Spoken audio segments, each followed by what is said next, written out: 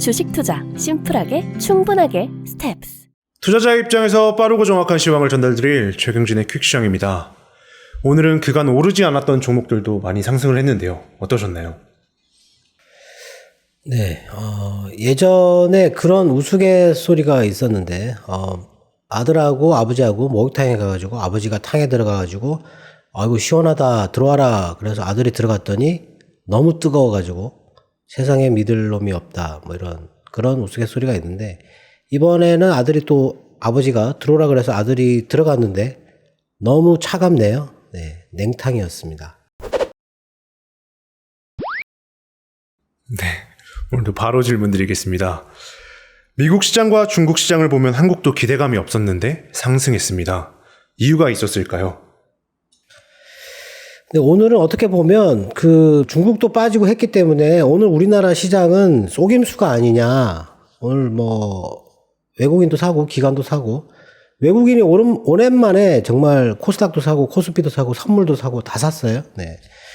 이건 뭔가 좀 갑자기 지금 러시아가 2차 공세를 시작했다고 했는데 갑자기 이런 매수가 들어오는 이게 속임수가 아닌가 이렇게 의심을 해볼 수 있는 그런 상황인데 제가 보기에는 이게 이제 시작되는 게 아닌가 하는 그런 생각이 듭니다. 원래 금리 인상이 되면 주가가 올라야 되는 게 정상인데 여태까지 못 올랐으니까 이제는 좀 가지 않을까. 다만 지금 미국 시장의 분위기는 이번 1분기에는 쇼크가 많을 것이다. 어제 또 그런 얘기가 나왔어요. 쇼크가 예상보다 많을 것이다. 거기에 대해서 지금 약간 움츠러들고 있는 거고 갖고 있는 주식도 지금 실적 때문에 빠질 수도 있는데 추가로 사기가 좀 어렵지 않겠나 이런 생각도 들고요. 그리고 어제 연준에서 그 연준 위원 2명이 또 윌리엄스하고 블라드가 나와서 또 안 좋은 얘기를 했어요. 그것 때문에 금리가 2.88을 넘었었잖아요. 네. 금리가 지금 빠져야 되는데 지금 2017년도를 학습을 했으면 금리가 오를 때 주가가 상당히 강하게 간다. 이렇게 생각을 하는 거죠. 근데 지금은 금리가 올랐는데 주가가 안 간다라는 거죠. 근데 교과서에는 금리가 오르면 주가가 못 간다. 유동성이 흡수되기 때문에 주식시장이 안 좋다. 이런 얘기를 하잖아요. 지금 그런 상황인 거죠. 금리가 계속 올라가니까 지금 시장이 안 좋잖아요. 예, 그럼 지금은 금리가 살짝 빠져주는 게 오히려 신호를 줄 수도 있다. 왜 그러냐? 왜 다르냐? 질문에 아까 보니까 질문에 그런 얘기가 있는데 17년도하고 지금하고 왜 다르냐? 유동성이 빠지는 거에 대해서 왜 다르냐 이렇게 물어보셨는데 2017년도에는 물가가 2%였어요. 2%. 네. 지금은 물가가 8%입니다. 8%. 위험한 상황이에요. 이걸 빨리 진정시키지 않으면 정말 침체가 오는 거거든요. 그러니까 시장이 연준이 얘기하는 대로 잘 따라오면 그 큰 불안한 그런 거는 없어요. 근데 연준이 얘기한 대로 시장 투자자들이 따라오는 게 아니지 않습니까? 지금은 또 연준을 신뢰하는 사람도 거의 없는데, 예, 그게 불안 요인인 거죠. 근데 지금 어제 블라드가 얘기했듯이 3분기까지 연말까지라도 지금 현재 물가를 진정시키지 않으면 큰일 난다라고 얘기를 계속 하고 있잖아요. 예. 투자자들이 생각하기에 지금 매우 불안하다, 위험하다 이렇게 보는데 도대체 그러면 어떤 게 돌아서야만이 지금 안심을 할 수 있을까? 그게 지금 현재는 금리라는 거죠, 금리. 이게 어디까지 올라갈지 모른다라는 거잖아요, 지금. 지금 채권 투자 손실이 어마어마하게 불어나고 있어요. 어마어마하게. 우리나라 증권이나 이 채권 투자하는 보험회사들, 이런 회사들 지금 채권 투자 손실이 1,000억, 2,000억 이렇게 늘어나고 있거든요. 예. 지금 그게 어디 가서 다르게 이게 보완을 할 수 있는 부분이 아니거든요. 채권이 금리가 내려와야 이게 손실도 줄어들고 새로운 투자를 할 수 있는 거라서 일단은 금리가 좀 내려와야 되지 않나 이렇게 생각이 됩니다. 하여튼 오늘은 너무 뜻밖의 상승인데 이 페이크 속임수는 아닌 것 같다 라는 거고요. 지표를 간단하게 보면 어제는 큰 지표가 없었어요. 인도네시아가 3월 무역 수지가 있었는데 45억 달러 정도 됐어요. 이게 수입이 30% 증가했고 이게 이전은 25%였는데 수출이 44%가 늘었어요. 이전은 34%였는데 인도네시아도 원자재가 많으니까 수출이 급증하고 있다. 그리고 그에 맞춰가지고 수입도 크게 늘리고 있다. 인도네시아가 인구가 많아요. 예. 섬나라 중에서 인구가 제일 많은 곳입니다, 거기가. 제일 많은 곳은 일본인가요? 예. 그리고 인도가 3월 식품 도매 물가가 나왔는데, 여기, 이 인도는 이상하게 도매 물가를 이렇게 경제 지표에 항상 보여주는데, 식품은 8%가 올랐어요. 8%가 오르고, 연료 도매 물가는 34%가 올랐습니다. 지금 싼 값에 러시아산 석유와 가스, 석탄 이런 걸 사고 있는데도 불구하고, 이 연료 도매 물가가 너무 높다. 전체 도매 물가는 14% 정도 올랐다. 이런 얘기가 있었고. 그리고 미국의 4월 전미주택 협회, NAHB, 여기서 주택시장 지수를 발표를 했는데 77이 나왔어요. 이전은 79. 이게 모기지 금리 급등하고 그리고 공급망 혼란 때문에 지금 현재 이런데 부동산이 안 좋아지면 항상 금융위기랑 연결시켜서 얘기를 많이 하는데 지금은 그런 얘기 할 필요 없습니다. 네. 그런 얘기를 할 필요는 없고 일단 주택시장이 지금 현재 별로 안 좋다. 네. 그리고 골드만삭스가 2년 내에 미국 경제가 침체할 가능성이 35%라고 했어요. 이게 상당히 높은 수치입니다. 이게 35%면 2년 내. 근데 2년 내니까 틀릴 확률도 매우 높다. 이렇게 봐야 되고 이게 이제 되려 그러면 여러 가지 또 조건이 있어야 되거든요. 근데 그 조건은 지금 현재 하나 부합되고 있는 건 물가가 너무 높다라는 거 외에는 없다. 이렇게 보시면 될 것 같고. 그리고 중국의 3월 신규 주택 판매가 연간으로 마이너스 29%가 감소했어요. 29%가.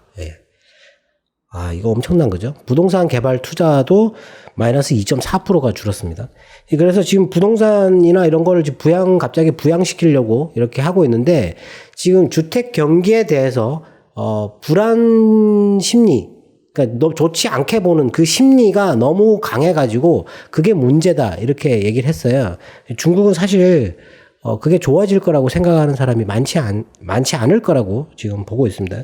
그래서 오늘 인민은행이 23가지 경기 부양 대책을 발표를 했는데 금융 지원안을 발표를 했어요.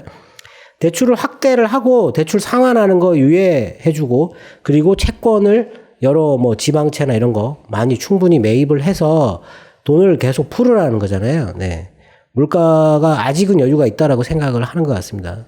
지금 부양을 강하게 쓰려고 하는데 중국 시장은 오늘도 안 올랐다. 네. 이거 조금 있다가 지금 질문에도 하시지만 이 유동성이 빠져나가는 거에 대해서 왜 위험하게 생각하는 근데 2017년도에는 유동성이 빠져나가지 않았어요. 전혀 빠져나가지 않았습니다. 2019년도에 조금 빠져나갔고 그리고 지금은 한번 빠지게 되면 어마어마하게 빠져나갈 수 있기 때문에 그게 근데 지금 당장이 아니에요, 그게. 지금 아예 그런 거 생각을 안 하셔도 됩니다. 그리고 러시아 중앙은행이 외환 거래를 제한을 했었거든요. 근데 달러를 환전하는 거 그거 아예 못하게 하고 송금하는 것도 제한을 했었는데 그거 일부 완화한다고 얘기를 했고 그리고 미국의 천연가스 가격이 지금 13년 만에 최고치를 찍었어요. 근데 시티은행은 일시적인 현상이다. 내려올 거다. 이렇게 얘기를 하고 있는데 이게 이제 유럽 쪽으로 수출이 증가하다 보니까 천연가스 가격이 계속 오르고 있다. 그리고 미국이 인프라 건설에 그때 예산안 통과를 시켰는데 지금 현재 인프라 건설에 1조 달러를 지금 책정을 해두고 있어요. 1조 달러입니다. 우리나라 돈으로 1200조예요. 그 돈을 쏟아 부을 건데 미국 경제가 나빠질 수 있겠습니까? 지금 전 세계에서 어느 나라가 인프라 구축하는데 이렇게 1000조라는 돈을 쓸 수 있나요, 지금? 당연히 좋아질 수밖에 없는 거죠. 거기다가 지금 미국산 철강하고 부품만 쓰라고, 부득이한 경우에만 철강을 다른 나라 걸 쓰라고 그랬는데, 지금 일본산하고 유럽산은 관세가 철폐가 돼버렸잖아요. 우리나라가 불리한 거죠. 하여튼 그렇게 지금, 오늘 발표가 있었고, 세계은행이 올해 세계 경제 성장률을 1월 달에 4.1%로 했던 거를 지금 3.2%로 제시를 했어요. 거의 1% 가까이 내렸습니다. 거의 어마어마하게 내린 거죠. 이렇게 내린다 그러면 2개 분기 연속적으로 성장률이 감소하는 침체 국면이다라고 얘기하는 하향 국면이다라고 얘기하는 그런 지표가 나올 수 있다라는 거죠. 이렇게 갑자기 크게 내리게 되면. 하여튼 뭐 그렇고 작년에 세계 경제 성장률은 5.7%였어요. 네. 거의 반토막 수준으로 난다. 그리고 이게 이제 그 코로나 그때 코로나가 발생했을 때 제가 정부 부채가 모든 나라가 전 세계 모든 나라가 늘었다고 얘기했잖아요. 우리나라 부채 자꾸 늘었다고 얘기하는데 우리나라만 는 게 아니고요. 전 세계 나라가 다 늘었어요. 왜냐하면 검사해야 되잖아요. 검사. 일단 검사해야 되고 그리고 그 코로나 지원금 줬잖아요. 봉쇄해버렸기 때문에. 네. 그런 거. 그거 뭐 개인 돈 안 냈지 않습니까? 지금. 어마어마하게 검사했잖아요. 그거 한 건 검사하는데 지금 병원에 가면 그게 어마어마하게 비싼데 그걸 정부가 다 부담을 했다라는 거잖아요. 전 세계가 다. 우리나라만 그런 게 아니고. 네. 그리고 격리하면 또 격리에 대해서 또 지원 또 해줬잖아요. 네. 부채가 늘어날 수밖에 없어요. 부채가. 늘어날 수밖에 없는데 이 세계은행이 얘기하는 거는 코로나 때 이제 1,570억 달러 정도의 부채가 늘었는데 지금 이번에는 아마 그 러시아 전쟁이나 중국의 봉쇄 뭐 이런 걸로 지금 침체가 발생을 하는 것 때문에 1,700억 달러 이상의 지원금이 들어갈 것 같다. 지금 그거를 세계은행이 지금 빈국들한테 이렇게 지원해 주려고 책정하는 게 코로나 때보다 더 많이 지금 책정하고 있다. 이런 얘기를 하고 있어요. 네. 그리고 뱅크 오브 아메리카가 1분기 실적이 좋게 나왔어요. 네, 좋게 나왔는데 금리 인상 효과로 그쪽은 수익이 좋았는데 투자 그 수수료는 마이너스 35%가 줄었습니다. 네. 시장이 안 좋으니까 줄 수밖에 없는 거죠. 금융기관들의 실적은 그나마 전망치를 상회를 했어요. 물론 전년 대비해서 떨어지긴 했지만 전망치는 높아졌는데 다른 업체들 이게 이제 중요한데 지금 러시아에서 사업을 철수한 회사들 어제 말씀드렸지만 사업을 완전히 철수한 회사가 290개, 일시 중단한 회사가 360개, 사업을 축소한 회사가 100개, 그리고 신규 투자 중단한 게 138개, 그리고 지금 유지하고 있는 게 194개거든요. 지금 이것만 유지하고 있는 거 빼고 나머지 거를 합하면 거의 1000개 가까운 기업이 피해를 보게 되거든요. 우리나라 기업은 지금 현재 마지못해 유지하는 쪽에 지금 들어가 있는 게 많은데 이들 기업들이 러시아를 핑계로 1분기에 물가 오른 부분 뭐 하여튼 비용 발생하는 거 대손 충당금 쌓는 거 전부 다 갖다가 지금 실적을 다 반영을 시켜버릴 거라고 하잖아요. 쇼크가 나온다라는 거죠. 근데 그거를 지금 시장이 알고 있습니다. 지금. 네. 생각하고 있다. 그러면 실적이 나왔으면 그게 바닥이 되는 거잖아요. 그죠? 바닥이다라는 겁니다. 지금 중요한 거는 그걸 강조하는 게 아니고 바닥이 될 수 있다.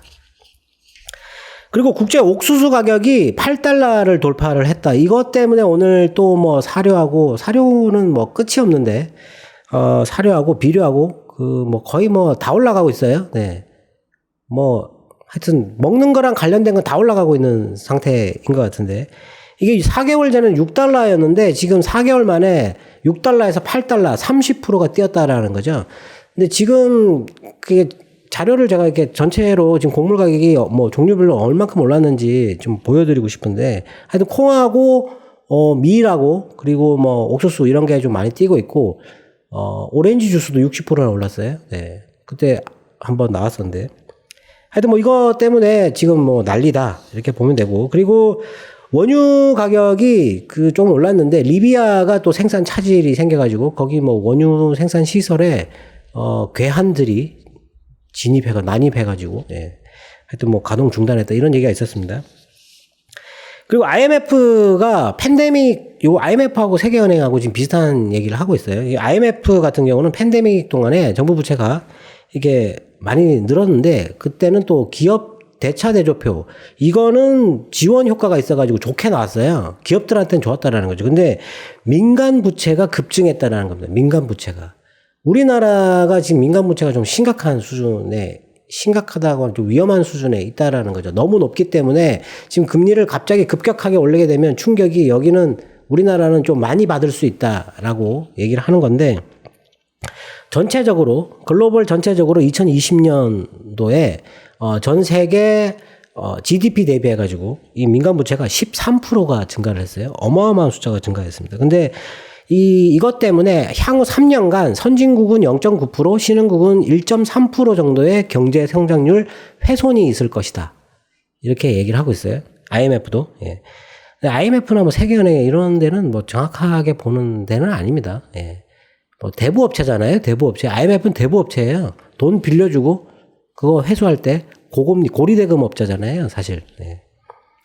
이거 지분 갖고 있는 선진국들만 계속 이자 받아먹고 좋은 거지 않습니까? 그리고 미국의 재무부가 지금 18일하고 24일 날 IMF하고 세계은행이 총회가 있는데 거기에서 그 러시아 제재 회피를 하는 거에 대해서 수단을 제공하거나 아니면 지원을 하고 있는 나라들에 대해서 상당히 강한 압박을 할 것이다. 뭐 이런 얘기를 했고 G20 회의에서 인도네시아가 러시아를 초청했어요. 그래서 재무장관은 일부 회의에 불참하겠다라고 보이콧을 얘기를 했습니다. 그리고 아침에 리비안 미국의 전기차 만드는 리비안 회사의 CEO가 지금 현재 배터리 부족 상태를 얘기를 했는데 향후 10년, 2030년까지 배터리가 필요한 양에 지금 현재 공급량은 거기에 10%도 뭐 안 되고 있다. 배터리 부족이 아주 심각한 상태가 될 것이다. 그리고 현재 반도체 부족은 이 배터리 부족에 비하면 정말 요거밖에 안 된다라고 얘기를 했거든요. 예. 그건 뭐 이미 지금 다 알고 있는 내용이 지금 그 공장을 막 짓고 있잖아요. 네.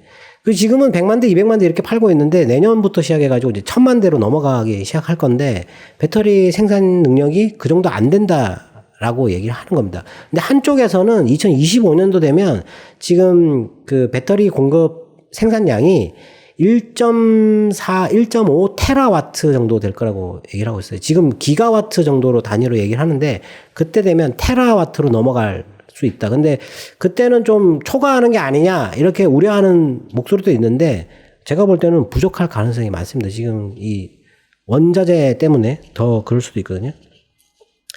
그리고 연준 위원이 윌리엄스 그 총재, 뉴욕 연은 총재는 지금이 물가가 고점이냐 이렇게 물어봤더니 그걸 판단하기는 아직 이르다 뭐 이런 식으로 얘기를 해가지고 그래서 금리가 더 올랐어요. 네.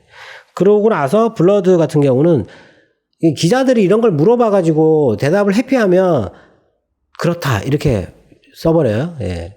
참 나쁜 기자들입니다. 예. 0.5% 이상 올릴 수 있느냐 이걸 물어봤어요. 예. 근데 분명히 블러드는 0.5% 이상 그러니까 0.75를 얘기를 하는 건데 0.75%를 올리는 거는 내 생각은 아니다 라고 얘기를 했어요. 근데 그럴 수도 있다 라고 하여튼 긍정적인 답변은 아니었어요. 아니었는데 그걸 뭐 긍정적인 답변인 것처럼 그렇게 기사가 쓴 게 있더라고요. 근데 이 사람이 얘기한 게 좀 공포스럽게 얘기한 게 지금 연말까지는 무조건 지금 3.5%까지 가야 된다 이렇게 얘기를 하고 3분기까지라도 최소 중립금리 2.4%까지는 올려야 된다. 이게 지금 3분기까지 2.4%를 올리려면 0.5%씩 올려가지고, 4번 올리면 되겠네요. 네. 그렇게. 그럼 시장에 충격이 되는 거죠. 그 정도, 상당히 공포스럽게 얘기를 하고 있는데, 이 사람이 얘기하는 대로 연준이 금리를 올린 적은 없습니다, 이게. 그리고 지금 미국 시장은 트위터 인수전 때문에 난리인데, 이게, 참, 하여튼 뭐 공개 매수를 할 것처럼 그렇게 그 머스크가 트윗에다가 또 올렸어요. 런미 텐더라는 노래를 올렸는데 그 텐더라고 하는 게 이 공개 매수를 하는 어떤 그런 의미가 있을 것 같다 이렇게 얘기를 했는데 백기사도 등장했고 그리고 이 머스크 쪽에 돈을 더 댈 수 있는 그런 쪽도 등장했어요. 싸움이 좀 치열해질 수도 있는데 하여튼 좀 볼만한 볼거리가 생길 것 같다라는 거죠. 제가 보기에는 별로 안 좋을 것 같습니다, 이게. 그리고 미국이, 러시아가 어저께인가요? 뭐 주말이었던 것 같은데, 그 스타링크 위성 부셔버리겠다고 얘기를 했잖아요. 미사일 갖고 있는 거 알고 있습니다. 근데 이제 이 위성이 제자리에 있는 것도 있지만 돌고 있거든요.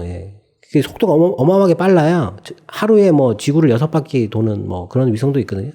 근데 그거를 이제 격추시키겠다고 했더니 미국이 위성 요격 미사일 요거 금지한다고 시험 금지 요거 얘기했어요. 아마 러시아가 그런 얘기 하니까 그런 얘기를 한 것 같은데 자기들이 시험 안 하겠다는 식으로 얘기를 하긴 했지만 하여튼 못 속에 막으려고 하는 그런 거고 그리고 미 국무부가 러시아를 테러 지원국으로 지정하는 것 외에 모든 수단을 검토하고 있다.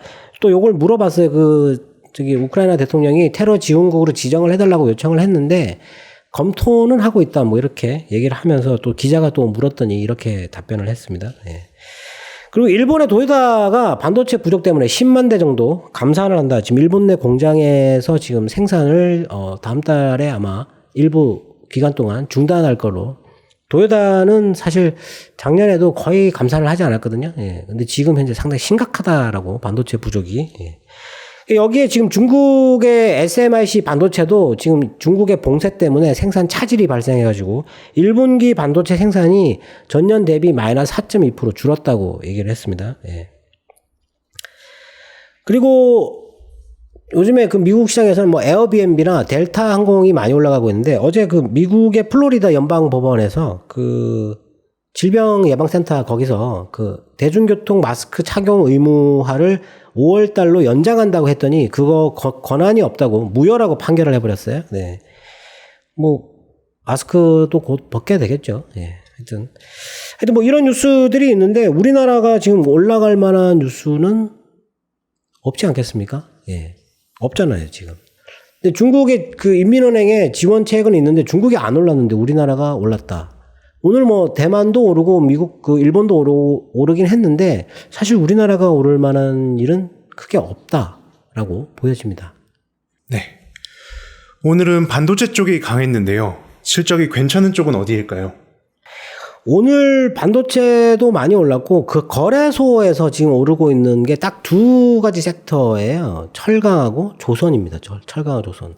철강을 지금 좋게 계속 얘기하고 있어요. 지금 후판 가격하고 가격 올릴 거라고 얘기를 하고 있는데 이 철강을 쓰는 그 업종, 특히 지금 건설 같은 경우는 1분기 쇼크가 마이너스 40% 정도 나올 거라고 지금 예상하고 있고 2분기는 더 악화될 거다. 이런 얘기를 하고 있어요.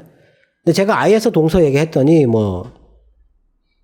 그 있던데 하여튼 그 쇼크가 발생한다고 제가 지난주인가요? 말씀을 드렸거든요. 네. 일단 팔고 기다려 봐야 되는 거죠. 그리고 IS 동서는 뭐 폐배터리 그것 때문에 산 거고 하여튼 건설이 이 철강 때문에 충격을 받을 것 같다. 자동차도 충격을 받겠죠. 네. 그리고 조선. 근데 조선이 올라가고 있어요. 수주가 많이 증가하고 있기 때문에. 근데 철강은 지금 그 강관이라고 해서 이거 가스나 기름 수송하는 관이 있거든요. 그거 만드는 회사 세아제강. 그리고 어제 그 본 거는 휴스틸. 예전에 제가 한번 말씀드렸는데 이게 너무 싸다고 말씀드렸는데 4일 전인가요? 20% 올랐어요, 갑자기. 예. 이 관관을 새로 한다고 했습니다. 하여튼 그쪽이 좋은 것 같고 조선은 뭐 실적이 좋아질 거니까 현대중공업 너무 많이 올랐는데 현대중공업하고 대우조선해양 보시면 될 것 같고 그리고 오늘 케이프라고 하는 회사가 올랐어요. 케이프. 이게 이제 조선에 들어가는 엔진 부품 이런 거 만드는 회사인데 오늘 7% 정도 올랐거든요. 뭐 이런 쪽으로 보면 될 것 같고 미래나노텍이라고 이게 오늘 그 탄산 리튬 그거 생산하는 시설을 증설한다고 700억 투자하겠다고 얘기를 했어요. 오늘 많이 올랐는데 이런 것들 좀 중요하고 그리고 인터내셔널 주식들이 많이 올라가고 있죠. 포스코 인터내셔널, LX 인터내셔널. LX 인터내셔널이 이렇게 올라가고 있고 포스코 인터내셔널은 이렇게 올라가고 있잖아요. 이렇게 올라가고 있는 게 좋은 겁니다. 그리고 오늘 반도체가 많이 올랐는데 반도체 그 이런 거 살 때 실적을 분명히 보고 사야 되거든요. 이번 1분기 실적에 누가 좋게 나오는지. 근데 증권사들이 커버하고 있는 종목들은 지금 그 예상 실적이 나와 있어요. 근데 커버하지 않는 그 종목들은 실적이 안 나오거든요. 오늘 제가 빠르게 확인을 한번 했었는데, 오늘 원익아이패스 많이 올랐는데, 원익아이패스 같은 경우는 실적은 좋게 나오는데, 이건 3분기가 실적이 지금 어마어마하게 나올 거라고 보고 있어요. 네. 그리고 LX세미콘, LB세미콘, 그리고 리노공업, 유진테크, APTC, 테스, DB하이텍, PSK, 하나마이크론, 소재주는 원익 QNC만 지금 현재 실적이 조금 증가하는 걸로 이렇게 나오고 있습니다. 그래서 이것만 보시는 게 좋아요. 많이 빠져 있는 거 이런 거 절대 사면 안 됩니다. 그리고 오늘 아까 제가 말씀드리려고 했던 거는 지금 엔화가 128엔이에요. 128엔. 이거 지금 유례가 없는 가격이거든요. 이 가격. 지금 이 엔화의 약세에 대해서 그냥 뭐 일본 경제가 안 좋다 자꾸 이런 얘기를 하는데 제가 보기엔 이 정도 올라와서 계속 이렇게 유지가 되고 조금씩 자꾸 올라가는 걸로 봐서는 이 돈이 어디로 가고 있나. 예. 개인적인 생각입니다. 개인적인 생각은 이게 이제 폭탄이 될 것 같은데 하여튼 이게 지금 중국으로 가는 게 아닌가. 예, 엔화를 동원한 게 아닌가 하는 그런 의심이 듭니다. 예. 근데 미국 돈도 달러도 들어가겠지만 이 엔화를 동원해가지고 예, 가는 그런 게 있거든요. 한번 의심해 볼 만한데 지금 이게 들어간다면 아직 여유가 있고 그리고 그 기다리는 시간 동안에 폭발적인 어떤 그런 게 나올 거다. 퍼포먼스가. 나와가지고 이렇게 환호할 때 터진다. 이렇게 보시면 되거든요. 그러니까 지금은 너무 불안해 할 필요 없습니다. 지금 왜 뭐 전쟁 때문에 불안할 수는 있는데, 예. 하여튼, 뭐 그런 생각이 들었습니다. 오늘은 갑자기 엔화를 보면서 128엔을 넘으니까 그런 생각이 들었습니다. 오늘도 투자자분들의 궁금증이 해소되었길 바라겠습니다. 네, 러시아의 2차 공세가 시작됐습니다. 지금 현재 동부 쪽에 있는 도시 하나에 아주 많은 그 장비를 동원해가지고 점령을 해버렸어요. 네. 지금 이번 2차 공세는 매우 강할 것이라고 생각하는데 생각보다 지금 많은 사람들이 더 길어질 것이다 이렇게 얘기를 하는데 이번 공세는 짧을 수도 있어요. 지금 러시아가 시간을 끌지 않을 수도 있기 때문에 네, 많은 피해 없이 끝났으면 좋겠습니다. 지금까지 최경진의 퀵시황이었습니다. 감사합니다.